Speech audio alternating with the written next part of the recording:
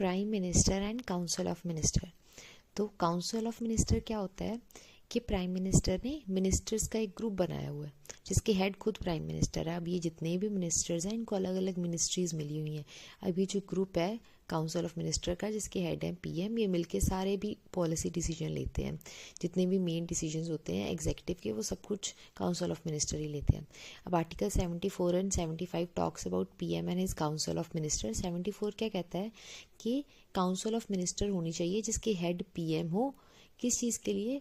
President को help करने के लिए, एड करने के लिए और एडवाइस देने के लिए। अब जो एडवाइस देती है काउंसिल ऑफ मिनिस्टर वो प्रेसिडेंट को माननी पड़ेगी, पक्का माननी पड़ेगी। तो बाइंडिंग कर दी थी 42nd अमेंडमेंट 1976 से कि प्रेसिडेंट मना नहीं कर सकते। लेकिन फिर 44th कॉन्स्टिट्यूशनल अमेंडमेंट 1978 से क्या कर दिया गया कि प्रेसिडेंट चाहे तो एक बार कह सकते हैं काउंसिल ऑफ मिनिस्टर को कि अपने आपका जो एडवाइस आपने दी है उसको एक बार रिकंसीडर कर लो, एक बार दोबारा कंसीडर कर लो। अब आर्टिकल 75 क्या कहता है? इसमें टोटल 6 क्लॉजेज हैं। तो 75 का फर्स्ट क्लॉज क्या कहता है? जो पीएम है उनको कौन अपॉइंट करता है? प्रेसिडेंट। और बाकी जितने मिनिस्टर्स हैं काउंसिल ऑफ मिनिस्टर्स में उनको भी प्रेसिडेंट अपॉइंट करते हैं लेकिन पीएम की एडवाइस पे। अब इसमें 2 सब क्लॉजेज भी हैं 1A एंड 1B। 1A क्या कहता है कि पीएम है और उनकी काउंसिल ऑफ मिनिस्टर है।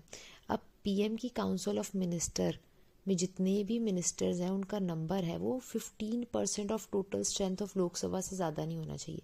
कि लोकसभा में जितने भी मेंबर हैं उसके 15% से ज़्यादा नहीं होने चाहिए जितने भी काउंसिल ऑफ मिनिस्टर में मिनिस्टर हैं, पीएम को इंक्लूड करके।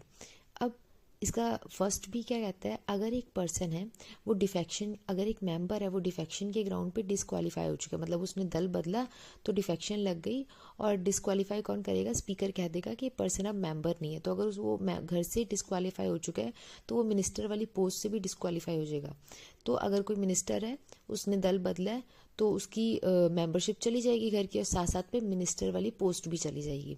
अब इसका सेकंड क्लॉज क्या कहता है कि जितने भी मिनिस्टर हैं they hold office during pleasure of president. मतलब प्रेसिडेंट चाहें तो मिनिस्टर्स को कभी भी निकाल सकते हैं। प्रेसिडेंट अपनी मर्जी से नहीं निकालेंगे। अगर उन्हें प्राइम मिनिस्टर कहेंगे कि इस मिनिस्टर को हटा दो तो वो हटा देंगे। एज सच कोई मिनिस्टर्स का टाइम फ्रेम नहीं होता कि कितने टाइम तक वो मिनिस्टर रहेंगे। अब उसके बाद थर्ड क्लॉज है council of minister collectively responsible to Lok Sabha. मतलब जैसे काउंसिल ऑफ मिनिस्टर है वो they sink and sail together, ये कलेक्टिवली रिस्पॉन्सिबल होते हैं। ये कैबिनेट मीटिंग हुई जिसमें कोई डिसीजन लेना है। अब उसमें मेजॉरिटी ने कह दिया कि डिसीजन ठीक है लेकिन 2-4 मिनिस्टर्स ने कह दिया नहीं हम इसके फेवर में नहीं है। लेकिन तब भी जब वो प्रेजेंट करा जाएगा तो इस तरह करा जाएगा कि काउंसिल ऑफ मिनिस्टर है वो सारी की सारी एग्री कर रही है। और अगर प्राइम मिनिस्टर रिज़ाइन कर दें तो सारी की सारी काउंसिल ऑफ मिनिस्टर भी डिसॉल्व हो जाती है। तो they are collectively responsible to Lok Sabha. अब इसका फोर्थ क्लॉज क्या कहता है कि जितनी भी ओथ है, शपथ है मिनिस्टर्स और प्राइम मिनिस्टर की वो प्रेसिडेंट लेते हैं, प्रेसिडेंट एडमिनिस्टर करते हैं। और फिफ्थ क्लॉज क्या कहता है इसका कि अगर कोई ऐसा पर्सन है जिसको हमने मिनिस्टर बना दिया लेकिन वो भी एमपी नहीं है, ना लोकसभा का मेंबर है ना राज्यसभा का मेंबर है, लेकिन उसको मिनिस्टर की पोस्ट दे दी है तो उसको 6 मंथ के अंदर अंदर एमपी बनना है। नहीं तो वो जो मिनिस्टर की पोस्ट है वो भी मिनिस्टर नहीं रहेगा, वो भी छीन ली जाएगी, वो मिनिस्टर की पोस्ट ले ली जाएगी उससे।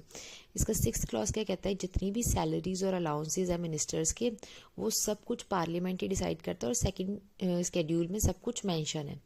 अब जो पीएम है बेसिकली प्राइम मिनिस्टर तो वो बनता है जो भी पार्टी की मेजॉरिटी है उसका लीडर।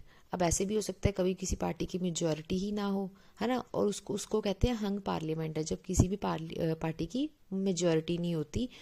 तो उस केस में क्या करते हैं? उस केस में प्रेसिडेंट के पास डिस्क्रिशन होती है, अपनी पर्सनल डिस्क्रिशन होती है कि वो किसी को भी पीएम अपॉइंट कर दें, फिर उसको कहें कि 1 मंथ के अंदर अंदर अपनी मेजॉरिटी प्रूव कर दो घर में। अब ऐसा भी होता है कि कोई पर्सन है जिसको पीएम अपॉइंट करा है वो लेकिन मेंबर नहीं है घर का, तो उसको क्या करना होगा? पहले तो उसको 6 मंथ के अंदर अंदर घर का मेंबर बनना है। और